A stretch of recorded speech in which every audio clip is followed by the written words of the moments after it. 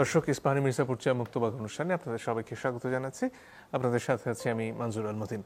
আজকে আমরা নির্বাচনের সাথে সংস্কার নিয়ে খানিকটা কথা বলতে চাই। প্রশ্ন হচ্ছে, সংস্কারের আলাপটা কি নির্বাচনের ভিড়ে হারিয়ে যাচ্ছে কিনা, বা নির্বাচনের পরেও আসলে সংস্কার প্রক্রিয়াটা ধরে রাখার উপায় কি। তিনজন সম্মানিত অতিথি রয়েছেন আমাদের সাথে।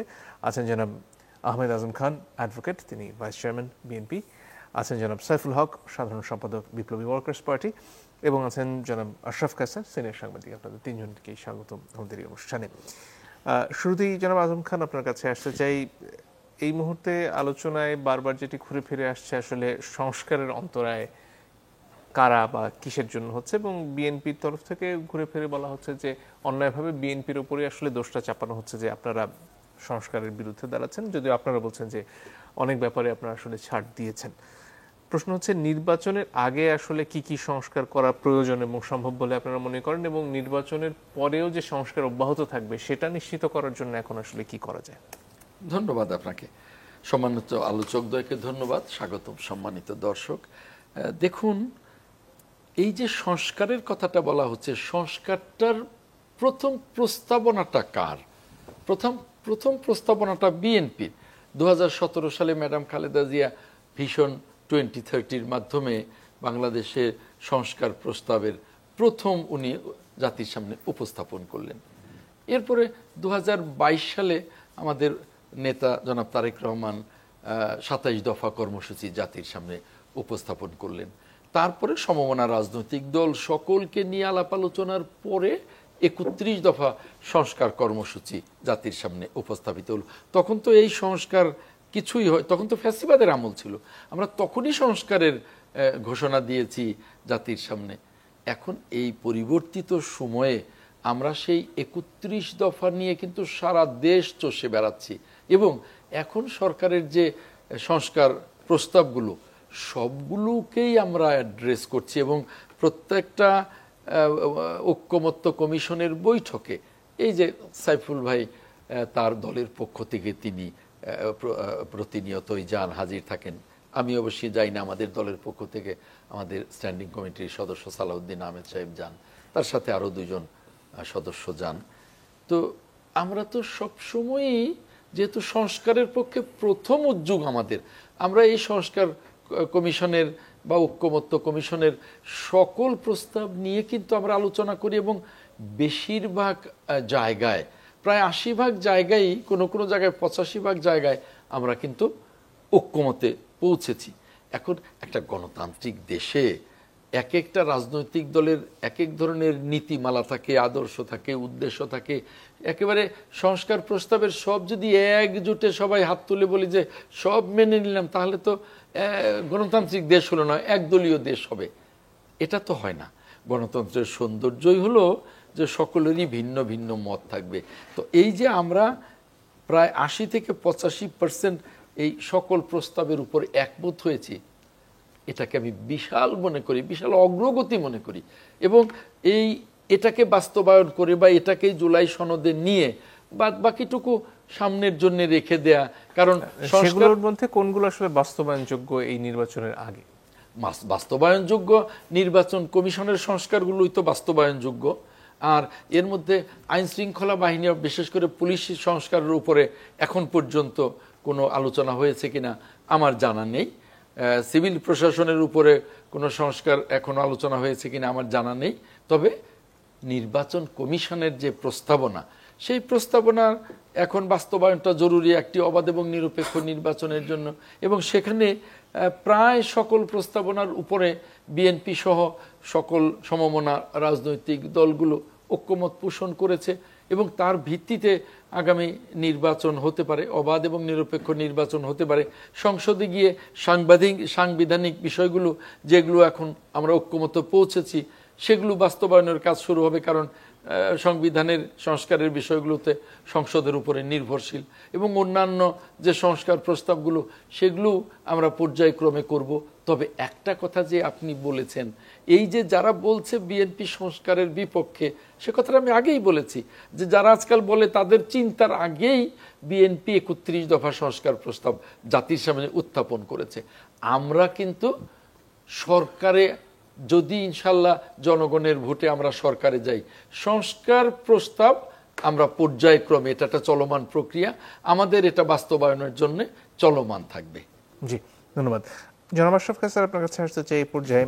এখানে একটা অন্যতম আলোচনার বিষয় ছিল আসলে ক্ষমতার ভারসাম্য কিভাবে আসবে, কারণ আগের যে সাংবিধানিক কাঠামো তার আওতায় আসলে শেখ হাসিনা সেই ধরনের ক্ষমতা পেয়েছিলেন যাতে করে তাকে আসলে 15 বছর ধরে সরানো যায়নি। সেক্ষেত্রে নির্বাচন পরবর্তী সময়ে সংসদের জন্যই কি সব রেখে দেওয়া উচিত এই সাংবিধানিক পরিবর্তন, নাকি এর আগেও আসলে এখানে এক ধরনের ঐক্যমত্য আসতে পারে? অবশ্যই নির্বাচনের আগে এবং নির্বাচনের ফলাফল হওয়ার আগেই বেশ কিছু বিষয়ে ঐক্যমত্য ছাড়া আপনি কিন্তু রাষ্ট্র কাঠামোর সংস্কার নিয়ে এগোতে পারবেন না। দেখুন, আমি আজম ভাইয়ের সাথে দ্বিমত করি। এই সংস্কারের আলোচনাটি কিন্তু নির্বাচনী ব্যবস্থাপনার সংস্কার না শুধু, সেটি একটি 6টি সংস্কারের মধ্যে। তার সাথে যেটি যুক্ত সেটি হচ্ছে সংবিধানের সংস্কার, আপনার পুলিশের সংস্কার, বিচার বিভাগের সংস্কার, দুর্নীতি দমন এবং প্রশাসনের। কাজেই এই কথাগুলো কেন আলোচনা হচ্ছে? ক্ষমতার ভারসাম্যটি যেন আমরা নির্ধারণ করতে পারি নির্বাচনের আগেই। কেননা নির্বাচন হওয়ার পরে তার গ্যারান্টি কতটা, এটা আমরা অতীতের দিকে তাকালে গ্যারান্টি দেখতে পাই না। আরেকটি জিনিস হচ্ছে যে প্রধানমন্ত্রীর যে দানবীয় ক্ষমতা, সেটিকে আমরা কি করে নিয়ন্ত্রণের ভেতরে রাখতে পারি, অথবা যেই সরকারটি গঠিত হবে সেই সরকারটি যেন আরও একটি স্বৈরাচারী ফ্যাসিস্ট সরকার না হয়ে উঠতে পারে, তাদের ভালোর জন্যই কি করে ভারসাম্যটি রক্ষা করা যায়, আলোচনাটি তাই। এখন আপনি যদি এখনই এই ব্যাপারে ঐক্যমত্যে না আসতে পারেন এবং তার ভিত্তিতে আমরা যদি নির্বাচনের দিকে এগোতে না পারি, তাহলে কিন্তু কাজটি হলো না। কাজেই দলগুলোকে বুঝতে হবে যে যত শীঘ্র তারা এইসব বিষয়ে একমত হন, তত শীঘ্র নির্বাচনের প্রক্রিয়াটিকে এগিয়ে নেওয়া যাবে। এখন তারা কেউ কেউ চাপ দিচ্ছেন যে নির্বাচনটি হয়ে যাক, নির্বাচন হয়ে গেলে আমরা ইনশাল্লাহ ক্ষমতায় যেতে পারলে এরকম করব। এই ব্যাপারগুলো আমার মনে হয় জনগণ বুঝে ফেলেছে যে তারা এগুলো অতীতে দেখেছে, প্রতিশ্রুতি দেখেছে, সেটি চায় না। কাজেই এই যে সংস্কার ঐক্যমত্যের বিষয়টি, সেটি কিন্তু এক ধরনের শাসনতান্ত্রিক রূপরেখা হিসাবে আমাদের সামনে থাকতে হবে। যে দুবারের বেশি প্রধানমন্ত্রী হবেন না, অথবা বিএনপি বলছে 10 বছর, কেননা তারা ধরে নিচ্ছে 5 বছর 5 বছর করে, এবং আপনার দ্বিকক্ষ বিশিষ্ট পার্লামেন্ট হবে, সংসদীয় অন্তত 4টি গুরুত্বপূর্ণ সংসদীয় কমিটির সভাপতি বিরোধী দল থেকে হবে, ডেপুটি স্পিকার বিরোধী দল থেকে হবে। এই কথাগুলো আমরা যদি এখনই একমত না হই, নির্বাচনের পরে যারা বিজয়ী হবেন তাদের হাতে ছেড়ে দেওয়াটা সুখের অভিজ্ঞতা হবে বলে মনে হয় না।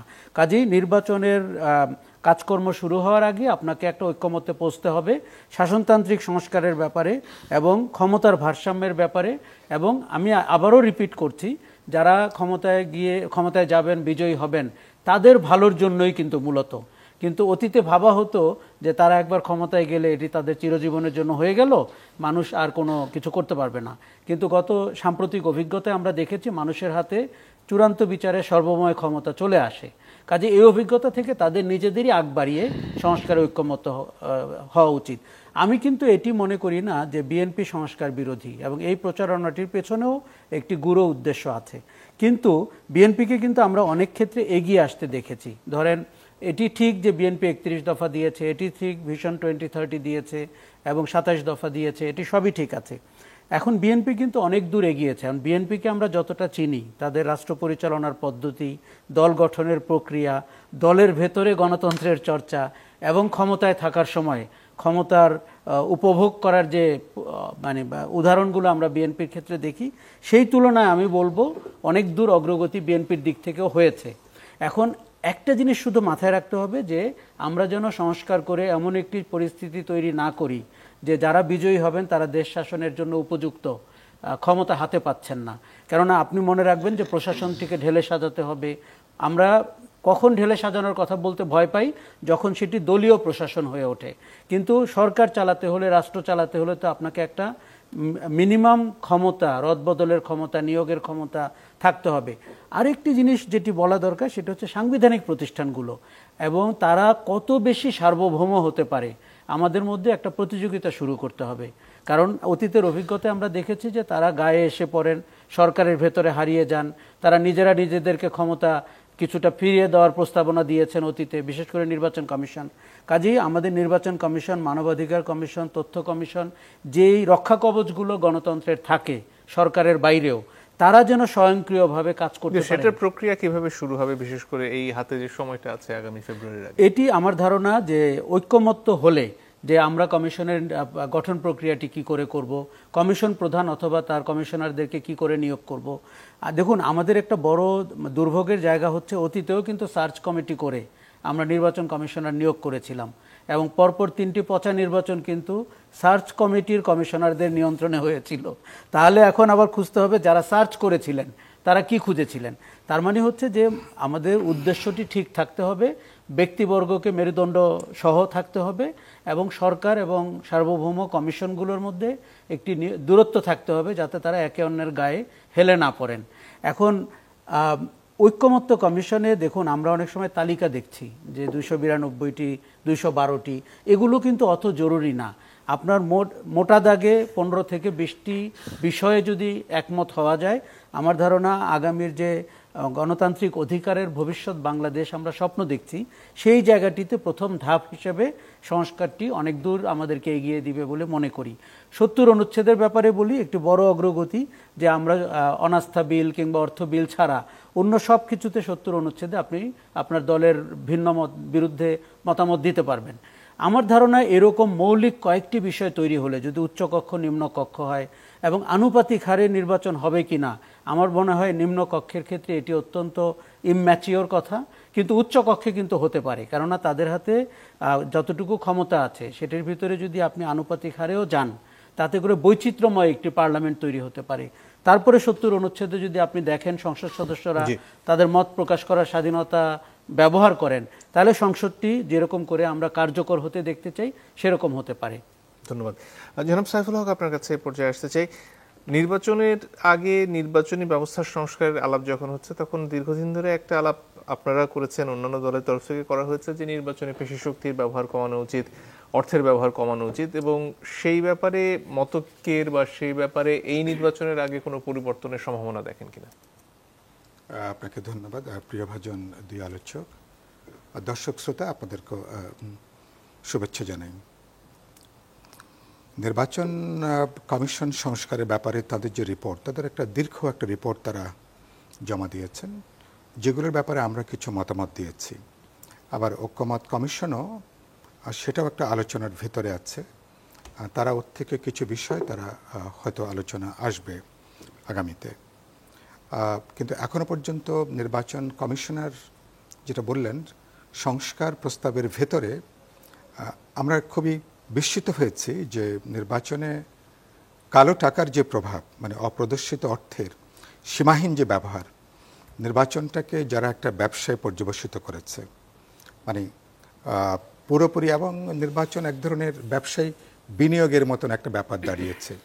25 লাখ টাকা খরচ করার হতো কথা, এবার তারা প্রস্তাব করেছেন 50 লক্ষ টাকা খরচ করছে, হয়তো বা 25 কোটি টাকা, বা কেউ কেউ হয়তো তার চেয়ে বেশি। তার মানে ধরে নেওয়া হয় যে 5 বছর যদি এমপি বা ভাগ্যক্রমে যদি মন্ত্রিত্ব থাকেন, তাহলে কয়েক গুণ তারা এটা রিটার্ন নিয়ে আসবেন।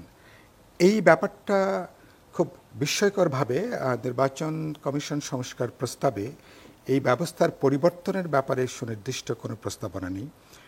আমাদের দিক থেকে গত 22 এপ্রিল নির্বাচন কমিশনের সাথে বিপ্লবী ওয়ার্কার্স পার্টি আমাদের প্রায় 2 ঘন্টার একটা লম্বা একটা সভা হয়েছিল। সেখানে এটা আমরা উল্লেখ করেছি যে আপনি বাকিগুলো তো আপনি বলছেন আপনি লেভেল প্লেইং ফিল্ড তৈরি করবেন।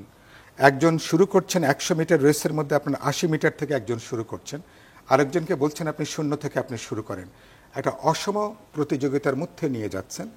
এরকম বিষয়গুলো কিন্তু এখনো পর্যন্ত নির্বাচন কমিশনের কোনো গুরুত্বপূর্ণ এজেন্ডার মধ্যে আমরা কিন্তু এখনো দেখিনি। এবং নির্বাচন কমিশন একটা আচরণবিধি তারা খসড়া তৈরি করছেন।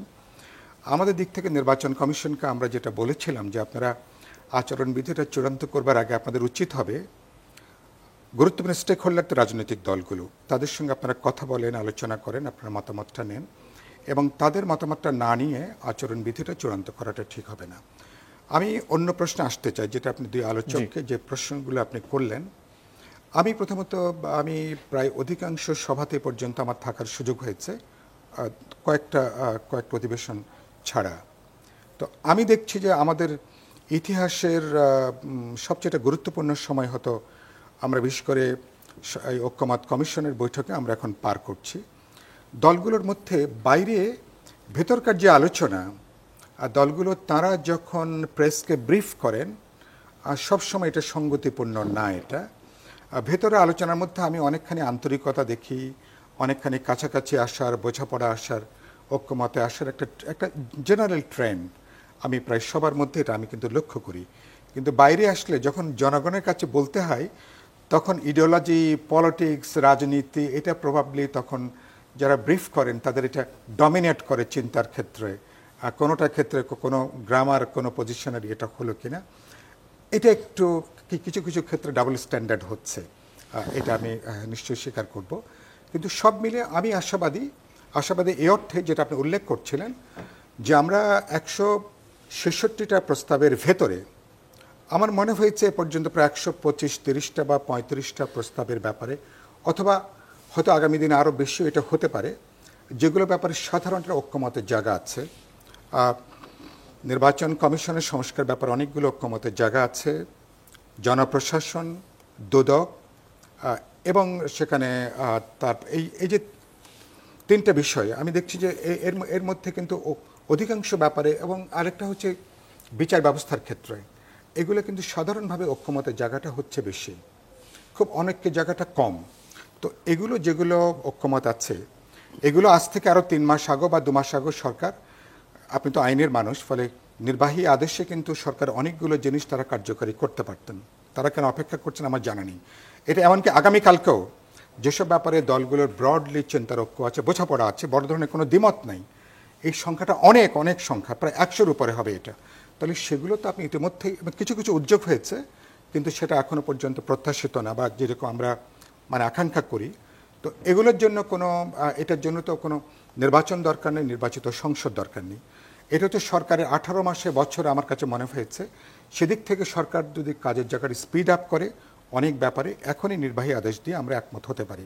ব্ল্যাক ক্লাস থেকে শুরু করে অসংখ্য ব্যাপার আছে। দ্বিতীয়ত যেটা বললেন, প্রধান আমরা ঠেকে যাচ্ছি সংবিধান সংস্কার নিয়ে যেখানে আলোচনা, সেখানেও আমি দেখছি খুবই তাৎপর্যপূর্ণ অগ্রগতি আছে। আমি নাম উল্লেখ করছি না, ঐক্যমত কমিশন বা সরকারের ঘনিষ্ঠ একজন আমাকে বলছিলেন যে আমরা আমাদের যা প্রত্যাশা ছিল আপনাদের অগ্রগতি এর চেয়ে অনেক বেশি। 70 অনুচ্ছেদের মতন প্রশ্ন, যেখানে মাত্র 2টো ব্যাপার বাদে, আস্থা ভোট এবং অর্থ বিল বাদে বাকি প্রশ্নে পার্লামেন্ট মেম্বাররা ইন্ডিপেন্ডেন্টলি তারা অপিনিয়ন দেবেন, এটা আমাদের সংসদীয় ইতিহাসের জন্য একটা যুগান্তকারী একটা সিদ্ধান্তের ব্যাপার। 2 নম্বর হচ্ছে একজন ব্যক্তি তার জীবনকালে তিনি সর্বোচ্চ 10 বছর, ধরুন বলুন, বাধা তো নেই, কিন্তু আমাদের দলীয় রাজনীতির যে সংস্কৃতি, সেখানে নতুন যে সুবিধা 70 অনুচ্ছেদ পরিবর্তন করে দেয়া হচ্ছে, সেটা কজন কাজে লাগাবেন?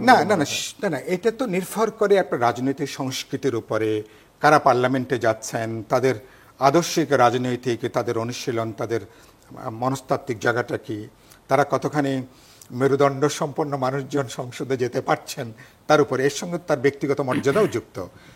তিনি তো শুধু দলের তিনি মনোনীত, কিন্তু তিনি জনগণের পপুলার ম্যান্ডেটে তিনি কিন্তু ইলেক্টেড। তার একটা বড় জায়গা হচ্ছে কিন্তু মানুষের কাছে জবাবদিহিতা, তার যারা কনস্টিটুয়েন্সি তার কাছে তার জবাবদিহিতার প্রশ্ন। যেমন আমরা এটা আজকে এবার আলোচিত না, আমরা বলেছিলাম যে আমাদের ল মেকাররা, আইন প্রণেতারা, তারা প্রতি 6 মাস বা 1 বছর পর পর তাদের যারা ভোটাররা আছেন তার কাছে জবাবদিহিতার কোনো না কোনো একটা বিধান চালু করা দরকার। এবং পৃথিবীর বহু দেশে যে কল ব্যাক সিস্টেমের জায়গাটা, এটাও তো এখন স্বপ্নের জায়গা, কিন্তু আমাদের অনেক ক্ষেত্রে অগ্রগতি কিন্তু স্বপ্নের চেয়ে বেশি। সুতরাং আমি স্বপ্ন দেখতে আমি নিশ্চয়ই সাহসী হব। আপনি প্রধানমন্ত্রীর ক্ষমতা বলেন, রাষ্ট্রপতি বা তিনি গোপন ব্যালটে তিনি ইলেক্টেড হবেন, তো আপনি এরকম, এগুলো সাংঘাতিক ব্যাপার। আপার হাউজের ব্যাপারে আমরা একমত হয়েছি, সেটা জায়গাটা কোথায়? জায়গাটা হচ্ছে যে সংসদ বিপুল সংখ্যাগরিষ্ঠতা নিয়ে যাতে স্বেচ্ছাচারী হতে না পারেন। আমরা প্রধানমন্ত্রীর কেন্দ্রিক যে গণতান্ত্রিক ক্ষমতা কাঠামো, সেটাকে পরিবর্তন করা, তাকে জবাবদিহিতার মধ্যে আনা, এবং সাংবিধানিক প্রতিষ্ঠান, ডেমোক্রেটিক ইনস্টিটিউশনের সাথে পার্লামেন্ট হিসেবে একটা লজিক্যাল রেশনাল ভারসাম্য তৈরি করা, এগুলো তো জবাবদিহিতার প্রশ্ন। আমি দেখছি অনেকগুলো গুরুত্বপূর্ণ অগ্রগতি আছে। আমি যেটা বলেছি, এক যাত্রায় সবটা অর্জন করা যাবে না। আমি গুরুত্বপূর্ণ অনেকগুলো আমরা একমত হতে পারবো, যেটা ভিত্তি সেটাই হবে, তার উপরে ভিত্তি করে জুলাই সনদ আমরা স্বাক্ষর করব। বাকি প্রশ্নগুলো আপনি আলোচনা করবেন, পলিটিক্যাল স্ফেয়ারে আপনি যাবেন, আপনি ইলেকশন আপনার ম্যানিফেস্টোতে থাকবে, পার্লামেন্টে আলোচনা হবে, বাইরে আলোচনা হবে। আর একটা বহুত্ববাদী সমাজে রাতারাতি সমস্ত প্রশ্নে আপনি সারমন দিয়ে দিলেন আমাদেরকে একমত হতে হবে, তো এই মানে এটা তো কোনো গণতান্ত্রিক কোনো মানসিকতায় না এটা। অনেক সুতরাং ধন্যবাদ। এটা একটা আপনাকে বিরতির- বিবেচনার মধ্যে এটাকে নেওয়া দরকার। নিশ্চয়ই একটা বিরতির সময় হয়ে গেছে দর্শক, একটু পরে ফিরে আসছি, আশা করি সাথে থাকবেন।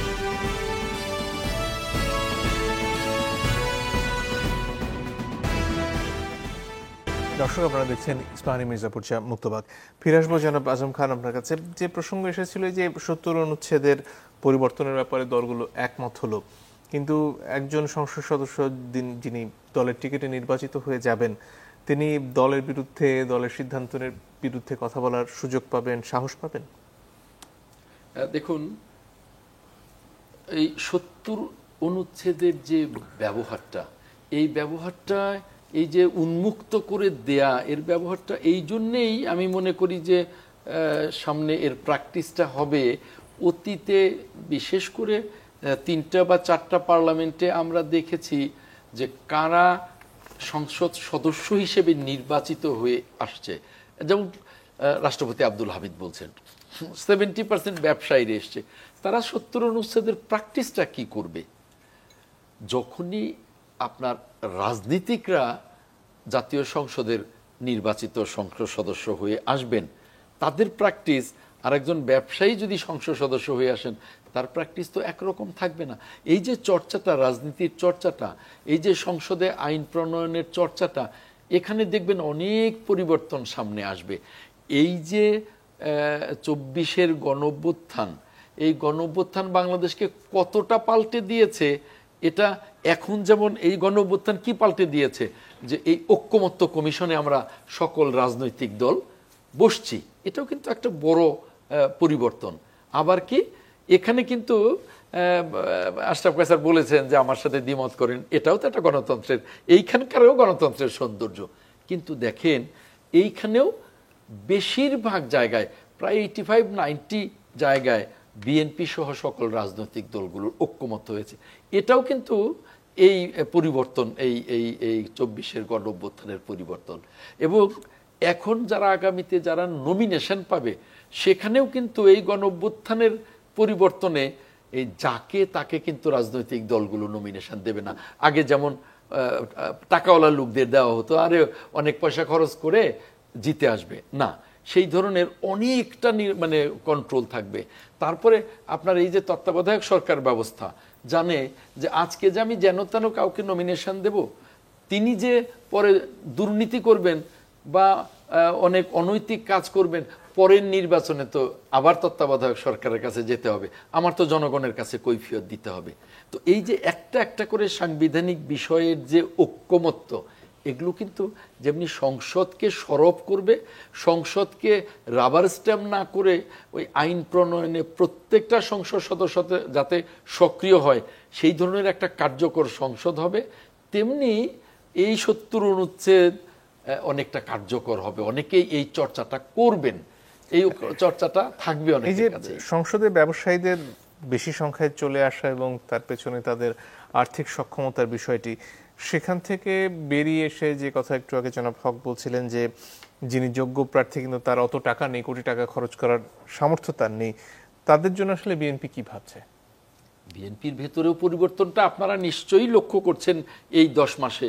বিএনপি আগামী দিনে একেবারেই নতুন রাজনীতি নিয়ে সামনে এসছে। এই যে ৩১ দফা সংস্কার কর্মসূচি, এই যে আমাদের দলের ভেতরে গণতন্ত্রের চর্চা, আপনি শুনে থাকবেন বা লক্ষ্য করে থাকবেন যে আমাদের একেবারে তৃণমূল থেকে শুরু করে বিভাগ পর্যন্ত একেবারে গণতান্ত্রিক প্রক্রিয়ায় আমাদের পুনর্গঠনগুলো হচ্ছে, অর্থাৎ দলের ভেতরে আমাদের গণতন্ত্রের চর্চাটা হচ্ছে।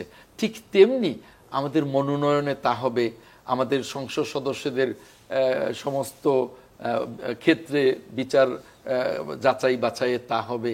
আমরা নতুন রাজনীতি শুরু করতে চাই বা শুরু করেছি। কিন্তু সেখানে ধরুন এমন একজনকে আপনারা খুঁজে পেলেন যার অত টাকা নেই, তাহলে তিনি নির্বাচনের যে ব্যয়ের কথা বলা হচ্ছে, যেখানে 50 লাখ করার কথা বলা হচ্ছে, বাস্তবের চেয়ে অনেক বেশি ব্যয় হয়, তিনি সেই ব্যয় কিভাবে নির্বাহ করবেন? সেই ক্ষেত্রে পার্টির তো ফান্ড আছে, পার্টি যেটুকু তার ঘাটতি হবে সেইটুকু সাপোর্ট দেবে। যে সেখানে তো কোটি কোটি টাকার দরকার নেই। আপনি যখনই অবাধ এবং নিরপেক্ষ নির্বাচন, এটাই কিন্তু এই 5ই আগস্টের অভ্যুত্থানের একটা বড় পরিবর্তন, বড় চেতনা, যে এখানে কোটি কোটি টাকা খরচ করলেই পাস হবে না। প্রার্থীর যোগ্যতা, দক্ষতা, তার সেখানকার লোকাল ইমেজ, তার ন্যাশনাল ইমেজ, যেভাবে যাবে তার সেটাকে পরীক্ষা করে কিন্তু জনগণ ভোট দেবে। এই নির্বাচনে কিন্তু টাকার চেয়ে প্রার্থীর যোগ্যতা অনেক বেশি কার্যকর হবে। কাজেই সেখানে আমি মনে করি না যে আগের মতো শত শত মানে অনেক কোটি কোটি টাকা দরকার হবে। তিনি যদি 25 লক্ষ টাকা খরচ করতে না পারেন, যে দলের থেকে নমিনেশন পাবেন, দলের তো ফান্ড থাকবে, দলের ফান্ড থেকে অবশ্যই একটা বিকল্প প্রস্তাব করা হয়েছিল যে সেখানে সবাই মিলে নির্বাচন কমিশনের আয়োজনে একসাথে সভা করা যায় কিনা, সেটার ব্যাপারে বিএনপির চিন্তা কি? এটা আলোচনা করে বিএনপি সকলে যদি একমত হয়, বিএনপিও আলাপ আলোচনা করে সেইখানে একমত হবে নিশ্চয়ই। কারণ আমাদের তো সেখানে অসুবিধার কিছু নেই। এই বিষয়টি নিয়ে আলোচনা হয়েছে কিনা এটা উনি যেহেতু ঐক্যমত্য কমিশনে যান উনি বলতে পারবেন, আমি বলতে পারবো না। তবে আলোচনা আসে নাই, যদি আলোচনা আসে তাহলে আমাদের দিক থেকে তো আপত্তি থাকবার কথা নয়, সকলে যদি একমত। আরেকটা আলোচনা আমরা বিরতির মধ্যে খানিকটা করছিলাম, উচ্চ কক্ষে আসলে কিভাবে সদস্যরা নির্বাচিত হবেন। সেখানে বিএনপির সাথে অন্যদের একটা মতপার্থক্যের বড় জায়গা হচ্ছে, বিএনপি বলছে সংসদ সদস্যের অনুপাতে নিম্নকক্ষে যে কজন সংসদ সদস্য হবেন তার অনুপাতে আপনার উচ্চকক্ষের সদস্য চান, অন্যরা এখানে মোট ভোটের অনুপাতে চাচ্ছেন। এই ক্ষেত্রে আসলে যে প্রশ্নটা আসে যে ছোট ছোট দলগুলো যারা আসলে ফার্স্ট পাস দ্য পোল সিস্টেমে জিতে আসতে পারেন না, তাদের একটা প্রতিনিধিত্ব থাকার সুযোগ তৈরি হয়। বিএনপি সেখানে কি ভাবছে এবং আপনাদের এই বিরোধিতার কারণ কি? না দেখুন, এই যে উচ্চকক্ষ, এই কনসেপ্টটা কিন্তু বাংলাদেশে নতুন, এখনো একবারও প্র্যাকটিস হয়নি, সামনে প্র্যাকটিস হতে যাচ্ছে। তো সেই ক্ষেত্রে আমরা আস্তে আস্তে এই বিষয়গুলোকে ইন্ট্রোডিউস করতে পারি। এখনই একেবারে প্রাথমিক পর্যায়েই যে আমরা সেই মানে গণপিয়ারে চলে যাব, সেই ক্ষেত্রে নানান অসুবিধা হতে পারে এবং সেই অসুবিধাগুলো বিবেচনায় নিয়েই আমরা বলছি যে না, সংসদ সদস্যদের ইয়ের উপরে, সংখ্যাগরিষ্ঠতার উপরে যেভাবে পিয়ার হয় সেভাবেই অন্তত প্রাথমিকভাবে হোক, শুরুটা তো হোক। আমরা শুরুটা তো করি, আস্তে আস্তে আস্তে আস্তে আমরা আরো সামনে এগুবো এবং তারপর যাতে একেবারে ওই গণপিয়ার পদ্ধতিতে যেতে পারি সেটা আমরা পরে দেখব। একেবারে প্রাথমিক পর্যায়ে কিন্তু আমরা সবটুকু অ্যাচিভ করে ফেলবো এটা মনে করাও ঠিক হবে না, এটা নিয়ে এগিয়ে যাওয়াও ঠিক হবে না। আমরা যদি আস্তে আস্তে এগোই তাইলে বোধহয় আমরা পারবো, কারণ 54 বছরে আমরা কিছুই পারিনি বলতে গেলে, এখন আমরা সবই একসাথে পারবো বলে আমি মনে করি না। আমি মনে করি যে স্লো অ্যান্ড স্টেডি এই পদ্ধতিটাই ঠিক। ধন্যবাদ। জনাব আশরাফ কায়সার, আপনার কাছে ফিরে আসতে চাই। আগের প্রশ্নে যদি কিছু যোগ করার থাকে করতে পারেন। এর মধ্যে আরো কয়েকটি বিষয় নিয়ে আলোচনা হচ্ছে, তার মধ্যে প্রতিষ্ঠানের কথা ঘুরে ফিরে আসছে। ধরুন দুর্নীতি দমন কমিশনের যে সংস্কার, সেখানে 29 নম্বর সুপারিশে ছিল যে কারো আয়করের নথি তলব করতে হলে দুদকের আদালতের অনুমতি নিতে হয়, সেটার পরিবর্তন চাচ্ছিলেন। বিএনপি আবার এর বিরুদ্ধে অবস্থান নিয়েছে। এই যে দুদক বলুন, নির্বাচন কমিশন বলুন, উচ্চ আদালত বলুন, তাদের যে প্রতিষ্ঠান হিসেবে গড়ে ওঠার কথা আপনি এর আগের অংশে বলছিলেন, সেই যাত্রায় আসলে এই সময়ের মধ্যে কি বড় কোনো পরিবর্তন সম্ভব? আমার মনে হয় সম্ভব। দেখুন, আমরা যেই বিষয়গুলো নিয়ে হোঁচট খাচ্ছি বা হিমশিম খাচ্ছি, সেগুলো কিন্তু এক বৈঠকেও আপনি সিদ্ধান্ত নিতে পারেন। দেখুন, এই যে দুর্নীতি দমন কমিশনের নথি চাওয়া, আয়কর নথি চাওয়া, সেটি বিচার বিভাগের অনুমতি নিতে হয়, এটি কিন্তু একটি আমলাতান্ত্রিক জটিলতা। এবং বিচার বিভাগটি আপনি দেখেছেন কতটা দলীয়করণ হয়েছিল, দুর্নীতিগ্রস্ত রাজনীতিকরণ হয়েছিল। তখন দেখা গেছে যে প্রতিটা প্রতিষ্ঠানই আরেকটি প্রতিষ্ঠানের দুর্বলতার মতো করে নিজেকে ঢেলে পুরো শাসনযন্ত্রটাই দুর্বল করে ফেলেছিল। কাজে আমরা মনে করি তাকে কত সার্বভৌম রাখা যায়, স্বয়ংক্রিয় রাখা যায় এবং তাদের জন্য একটা কম্পিটিটিভ এজ তৈরি হয়, যেটা বিচার বিভাগ পারছে না সেটা দুর্নীতি দমন কমিশন পারছে। দেখুন, পাকিস্তানে যখন আমরা পাকিস্তানের নাম শুনলে আমাদের একটু গা জ্বালা করে অনেক সময়, কিন্তু সেখানেও বিচার বিভাগ ছিল বলে কিন্তু গণতন্ত্রের বেশ কয়েকটি রক্ষা কবচ বিচার বিভাগ হতে পেরেছিল, যেটা বাংলাদেশ পারেনি।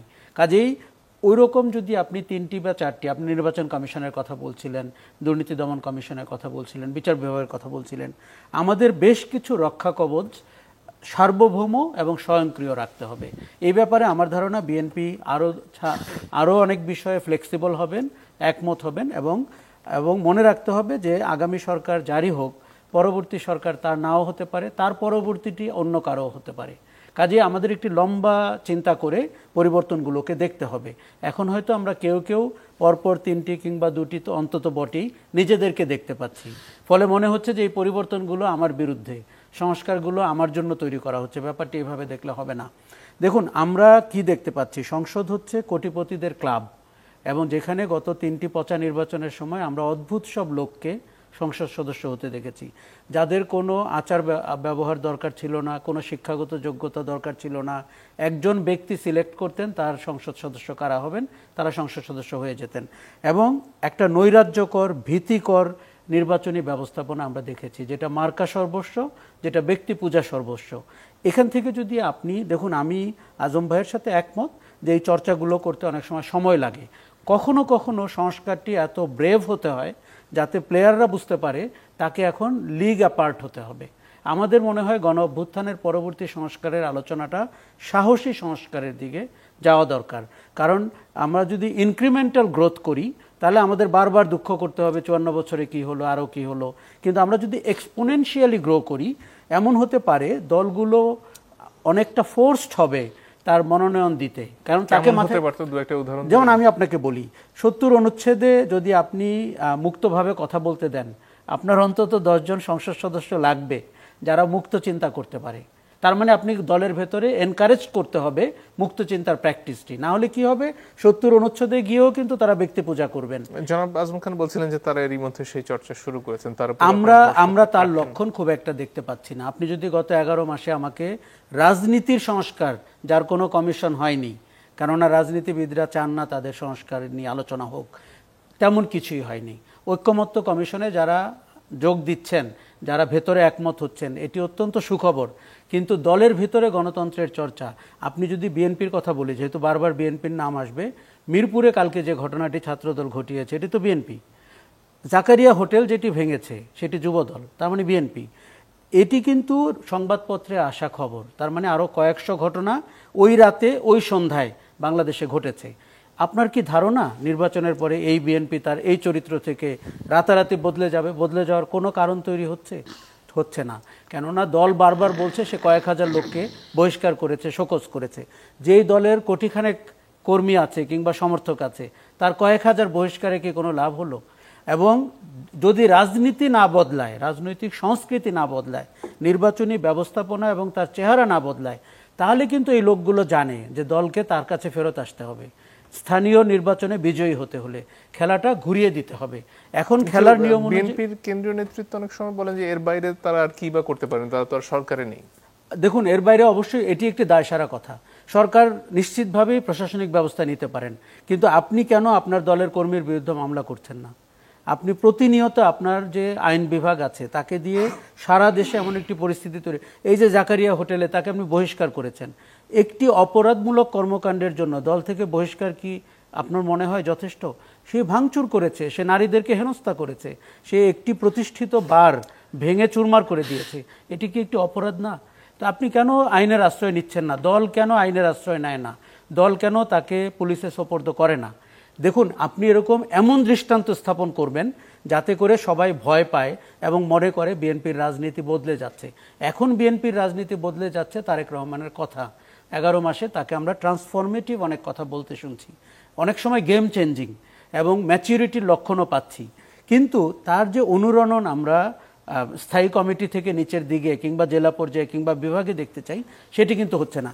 বিএনপির রাজনীতি যদি না বদলায় তাহলে কিন্তু আপনার এই বিএনপিকে মানুষ ভালোবেসে ভোট দিবে না, এই বিএনপিকে ভয় পেয়ে ভোট দিবে, এবং তখন তাকে খেয়াল রাখবে যে কখন তার অপশাসনের জন্য আবার তার বিরুদ্ধে নামা যায়। বিএনপির নিজের স্বার্থেই তার রাজনৈতিক চরিত্র বদলাতে হবে। এখন আপনি বলছিলেন যে আমরা এই রাজনীতির এই যে বিনিয়োগের ব্যবসাটি, এটিকে একটি মোহময় জায়গা তৈরি হয়েছে। সবচেয়ে সহজে রাজনীতি করা যায়, সবচেয়ে কম বিনিয়োগে সবচেয়ে বেশি প্রভিডেন্ট পাওয়া যায়। আপনি খেলাটাকে ঘুরিয়ে দেন। আপনি সংসদে যেতে হলে আপনাকে শিক্ষিত হতে হবে, আপনাকে বিতর্কে অংশ নিতে হবে, আপনাকে জ্ঞান অর্জন করতে হবে, আপনাকে তখন আপনি দেখবেন সংসদের লাইব্রেরি থেকে বই নেওয়ার সংখ্যা বেড়ে গেছে। আমরা এই তথ্যটি শুনতে চাই যে গত 3টি সংসদের সময় কয়টা মানুষ পাঠ করেছে আর এবার কয়জন করছে। 70 অনুচ্ছেদে কি কি বক্তব্য দিয়েছে আমরা শুনতে চাই। আমাদের মনে আছে সংসদের বক্তব্য কিন্তু আমরা মনোযোগ দিয়ে শুনতাম, পরবর্তীতে রেফারেন্স হিসাবে পড়তাম। গত 20 বছরে কি তার কোনো নজির বাংলাদেশে হয়েছে? কাজেই উচ্চকক্ষ নিম্নকক্ষ বলি, এবং সেখানে আপনি এমনভাবে ক্ষমতার ভারসাম্য করবেন, এমন ব্যক্তিবর্গকে পার্লামেন্টে আনবেন যারা পার্লামেন্টকে অনেকটা অলংকৃত করবে তার যোগ্যতা এবং মেধা দিয়ে। আমরা কিন্তু 24 সালের গণ অভ্যুত্থান মেধার ভিত্তিতে হবে বলেছি। রাজনীতিতে যদি মেধার প্রতিফলন না ঘটে, সেটি যদি কোটার প্রতিফলন হয়ে থাকে যে কোন নেতার কয়টি জেলা এবং কোন নেতার অধীনস্থ কয়জন, তাহলে আপনার কি মেধার, সংসদে যদি মেধার প্রতিফলন না হয় তাহলে আপনি কোথায় মেধার প্রতিফলন হবে?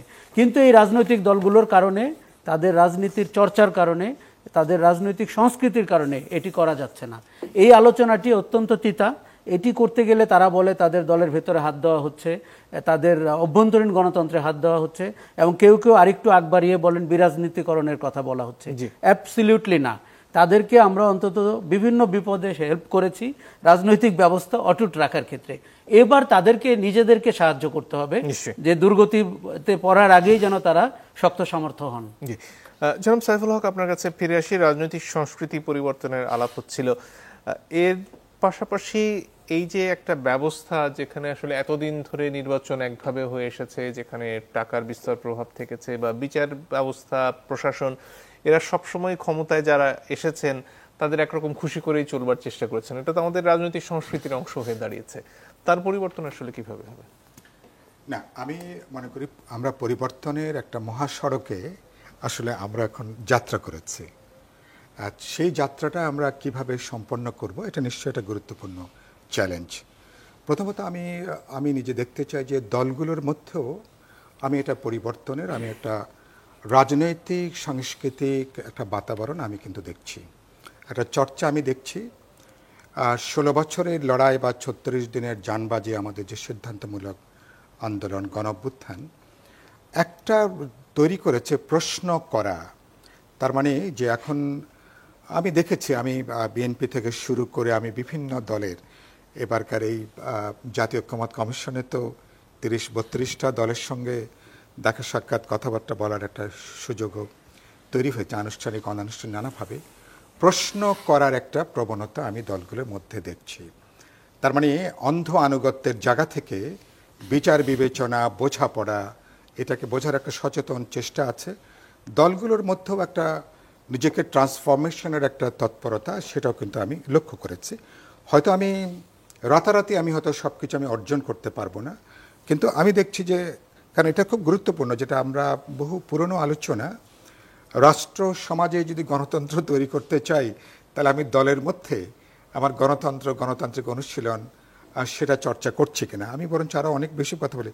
আমাদের ক্ষেত্রে আমি পার্টিকে যেটা বলি যে আমার এক কর্মী যদি একটা ছোট ভুল করে তার মাসুলটা খুব অল্প সময় হবে। দলের প্রধান নেতা বা দলের গুরুত্বপূর্ণ নেতৃবর্গ তাদেরকে সবসময় চোখে চোখে রাখা দরকার, প্রতিটা শব্দ, প্রতিটা বাক্য, প্রতিটা পদক্ষেপ। কারণ তাদের একটা ভুলের জন্য শুধু দল না, এমনকি পুরো জাতীয় কিন্তু বড় ধরনের বিপর্যয়ের মধ্যে কিন্তু যেতে পারে। তার মানে হলো যে, যেটা আধুনিক যে কোনো গণতান্ত্রিক সমাজের খুব গুরুত্বপূর্ণ প্রশ্ন হচ্ছে যে আপনি প্রশ্ন করা, এবং আপনি সেখানে এই চর্চাটা যদি সচেতনভাবে, যেটা বললেন, যদি শুরু করা যায়, যেটা ইতিমধ্যে শুরু হয়েছে, এটা আমি আশাবাদী। আরেকটা হচ্ছে যে সংস্কৃতি আসলে এতদিন ধরে চলে এসেছে বড় রাজনৈতিক দলগুলোতে, তার পরিবর্তন শুরু হবে কোথা থেকে? না, আমি দেখছি যে তার পরিবর্তন কিন্তু শুরু হয়েছে।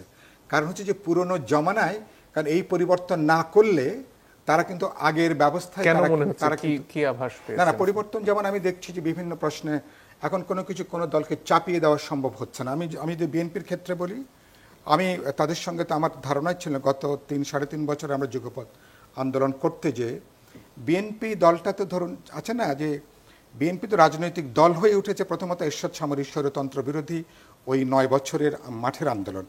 পরবর্তী পর্যায়ে হাসিনা গত 15 বছরে একদম পিটিয়ে একটা সীমাহীন নির্যাতন নিপীড়নের মধ্যে একটা দলকে কীভাবে রাজনৈতিক ইনস্টিটিউশনে বা দলে পরিণত করতে হয়, এটা বিএনপির ক্ষেত্রে সেটা আমি একটা এক্সাম্পল সেটা দেখি। তার মানে এত এত অত্যাচার নির্যাতন আমাদের উপমহাদেশে কিন্তু দীর্ঘ সময়ের জন্য খুব কম দলে কিন্তু এটার মুখোমুখি হয়েছেন।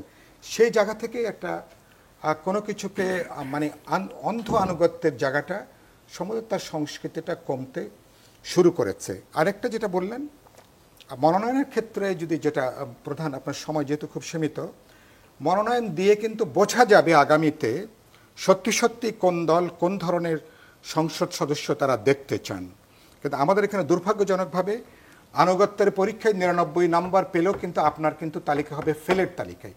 আনুগত্যের পরীক্ষায় আমাদের এখানে যারা সরকারে থাকেন, প্রধান নির্বাহী থাকেন, অথবা দলগুলোর, আমি সাধারণভাবে বলছি, আনুগত্যের পরীক্ষায় প্রায় 100তে আপনাকে 100 পেতে হয়। 100 না পেলে আপনি ওই জায়গায় আপনি আসতে পারেন না। এটার পরিবর্তন শুরু হয়েছে বলে আমার ধারণা। আমি হয়তো আমি একটু আশাবাদী হয়তো বা হচ্ছি। এটা আমি বুঝবো কিভাবে? এটা আমি বুঝবো দলের কমিটিগুলো কিভাবে রিঅর্গানাইজ হচ্ছে।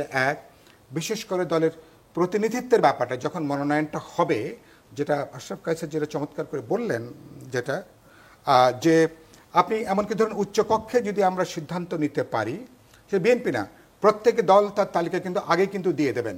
বিপ্লবী ওয়ার্কার্স পার্টি কোন 10 জনকে বা কোন 20 জনকে উচ্চকক্ষে দেখতে চাই, তাহলে আমরা কিন্তু তার তালিকা আগে কিন্তু দিয়ে দেব।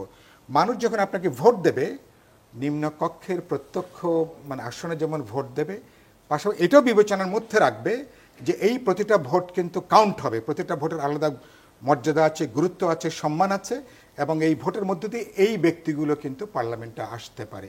এটাও তার জন্য কিন্তু একটা বিচার বিবেচনার বড় একটা সুযোগের জায়গাটা তৈরি হচ্ছে। আমি সেদিক থেকে মনে করি যে আর পুরনো জমানায় বিএনপির, আপনি বললেন না, বিএনপির তার এই যে ট্রান্সফরমেশন গত শুধু বিএনপি কেন, আমি বিভিন্ন রাজনৈতিক দলের ক্ষেত্রে আমি যেটা বলছি, পুরনো সংস্কৃতি, পুরনো অর্ডার আর এখানে ফাংশন করছে না। তার মানে একবিংশ শতাব্দী, যেখানে প্রতিটা মানুষ ইন্ডিপেন্ডেন্টলি চিন্তা করতে চায়, এবং সেদিক থেকে আমি মনে করি যে মানে দলগুলোর নেতা কর্মী সংগঠক এটা যদি এই সংস্কৃতির যেটা এবার অভ্যুত্থান সবচেয়ে গুরুত্বপূর্ণ প্রশ্ন, যেটা পুরনো অর্ডারটাকে তারা অনেকখানি তারা ভেঙে দিয়েছে, পুরনো চিন্তা, পুরনো মূল্যবোধ, অনেকগুলো পুরনো জায়গাটা, কিন্তু সেটা দুর্ভাগ্যজনকভাবে এখনো সেটা কিন্তু নতুন কাঙ্ক্ষিত সংস্কৃতি দ্বারা এটা কিন্তু এখনো রিপ্লেসড হয়নি। এটা একটা উদ্যোগ, যদি আমরা শুরু করতে পারি, আমি যেটা বলেছি, আমরা একবারই সবটা অর্জন করতে পারবো না।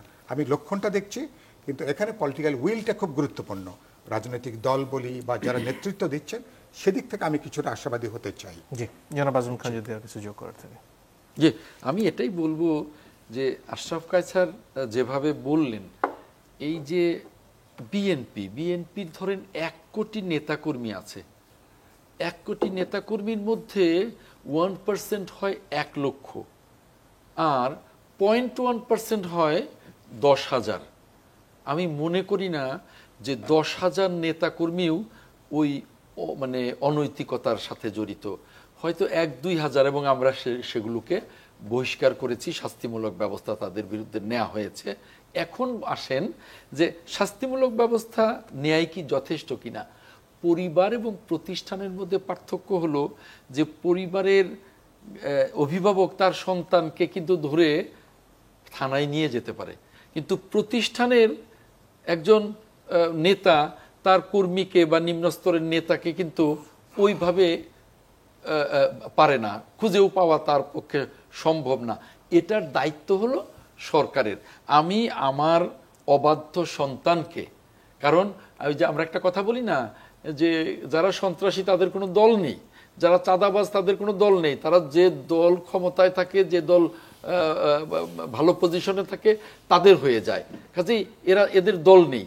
অতএব এখন আমাদের দায়িত্ব হলো তাদেরকে বহিষ্কার করা, আর সরকারের দায়িত্ব হলো যে না, এখন তো আর কোনো অসুবিধা নেই, আমরা তাদের বিরুদ্ধে ব্যবস্থাটা নেব।